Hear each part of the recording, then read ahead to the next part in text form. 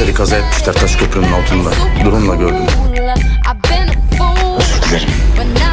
Ama karşı gelemedim. Biz sizin hesabı da öderiz.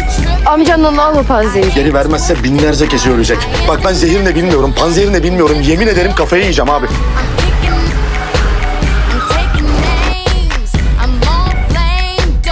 Polisi ararım. Ölü bebek de kalmış. Yazık. Sağ ol kanisini sok. Eyvallah. Nasıl girdin sence?